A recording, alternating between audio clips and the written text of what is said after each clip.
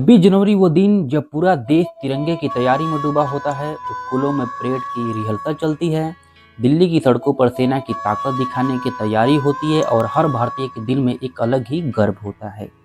लेकिन शायद किसी को अंदाजा नहीं था कि इसी जश्न से ठीक पहले जम्मू कश्मीर की वादियों में एक ऐसी खबर जन्म लेने वाली है जो पूरे देश के अंदर तक हिला देगी। ये कहानी सिर्फ एक सड़क हादसे की नहीं है, ये कहानी एक भारत माँ के उन 10 सपूतों की जिनकी शहादत ने 10 घरों की खुशियों को हमेशा के लिए उजाड़ दिया, हमेशा के लिए छीन लिया। ये कहानी उस 200-400 फुट गहरी खाई के जिसने 21 जवानों से भरी एक सेना की गाड़ी अपनी आगेश में ले लिया। उस सुबह डोडा जिले की पहाड़ियों में सब कुछ सामान्य लग रहा था। सेना की एक गाड़ी अपने रूटीन मिशन पर थी। गाड़ी में 21 जवान सवार थे, 21 जिंदगियाँ, 21 सपने, 21 परिवार की उम्मीदें। उनका मकसद था ऊंची पोस्ट पर पहुंचाना, ड्यूटी निभाना और देशों की सुरक्षा करना। शायद जवान आसपास बातें कर रहे होंगे, कोई घर जाने की योजना बना रहा होगा, कोई 26 जनवरी को परेड की चर्चा कर रहा होगा। लेकिन वक्त ने अपना फैसला कर लिया था। यह गाड़ी भद्रवाह से चंबा जाने वाला रास्ते पर बढ़ रही थी, जो जितना खूबसूरत है उतना ही खतरनाक भी। एक तरफ ऊंचे पहाड़ और दूसरी तरफ सैकड़ों फीट गहरी खाइयाँ। डोडा जिले जो अपनी प्राकृतिक सुंदरता के लिए जाना जाता है, उस दिन अपने अंदर एक बड़ा दर्द छुपाया बैठा था। गाड़ी की खैनी टॉप के पास पहुंचा, वही इलाका जहां मौसम पल पल बदलता है, कभी धुआं, कभी बारिश, कभी बर्फ। उसी जगह अपनी ब्लडाइन टर्न और अचानक गाड़ी ड्राइवर के नियंत्रण से बाहर हो गई। सोचिए उस पल को, जब 21 जवानों से भारी एक भारी सेना की गाड़ी संतुलन खो दे तो ड्राइवर ने पूरी ताकत लगाई होगी, ब्रेक दबाए होंगे, स्टीयरिंग संभालने की कोशिश की होगी, लेकिन किस्मत ने साथ नहीं दिया। पलक झपकते ही वो गाड़ी सड़क से फिसली और सीधे 200-400 फुट गहरी खाई में जा गिरी।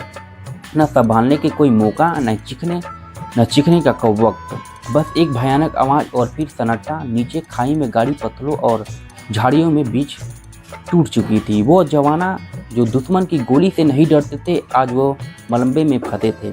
आसपास के स्थानीय लोगों ने तेज आवाज़ सुनी, नीचे झांका और उनके होश उड़ गए। सेना की गाड़ी खाई में पड़ी थी। खबर फैलते ही पुलिस और सेना हरकत में आई। रेस्क्यू ऑपरेशन शुरू हुआ, लेकिन इलाका इतना दुर्गम था कि नीचे उतरना खुद को मौत को न्योता देना जैसा था। फिर भी सेना को जवान और स्थानीय लोग की रस्सियाँ लेकर खाई में उतरे। शुरुआत में खबर आई कि 4 जवान शहीद हो गए हैं, लेकिन जैसे जैसे मलबा हटता गया, दर्द बढ़ता गया। एक एक करके शहीद जवान बाहर निकाले गए और आखिरकार जो सच्चाई सामने आई उसने पूरे देश को झकझोर दिया।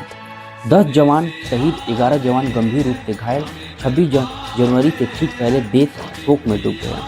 घायलों को बचाने के लिए सेना ने हेलीकॉप्टर उतारे।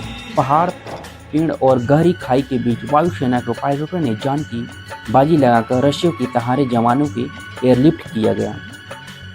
उधमपुर में कमांड हॉस्पिटल पहुंचाया। देश भर में सवाल उठे कि ये क्या सिर्फ हादसा था या कोई सजीव जांच बैठी। कोर्ट ऑफ इंक्वायरी हुई। शुरुआती रिपोर्ट ने इसे दुर्घटना बताया।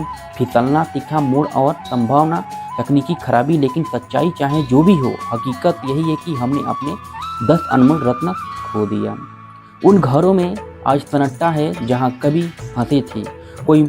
कोई माँ अपने बेटे को फ़ोन का इंतज़ार करती रह गई, कोई पत्नी अपने पति का लौटने का राह देखती रह गई, कोई बच्चा अपने पिता को ठीक से जान भी नहीं पाया। यह हादसा हमें याद दिलाती है कि हमारे जवान सिर्फ दुश्मन से नहीं लड़ते, वो मौसम से लड़ते हैं, रास्ते से लड़ते हैं और किस्मत से भी हम सुरक्षित इसलिए हैं क्योंकि वो हर दिन मौत के करीब रहते हैं। जब 26 जनवरी की परेड में हम जब सेना की ताकत देखें तो डोडा के उन 10 वीरों को जरूर याद करना जो परेड के हिस्सा नहीं बन पाए, लेकिन देश के लिए सबसे बड़ी कुर्बानी दे गए। यह वीडियो सिर्फ एक खबर नहीं है, बल्कि उन आंसुओं की कहानी है जो वर्दी के पीछे छुपे होते हैं। अगर ये कहानी आपके दिल तक पहुंची है तो इसे ज़्यादा से ज़्यादा शेयर करें और कमेंट में जय हिंद लिख कर उन शहीदों को श्रद्धांजलि दें, क्योंकि हमारे लिए जीते हैं और हमारे लिए ही कुर्बान हो जाते हैं। जय हिंद। कमेंट में जरूर जय हिंद लिखें। धन्यवाद।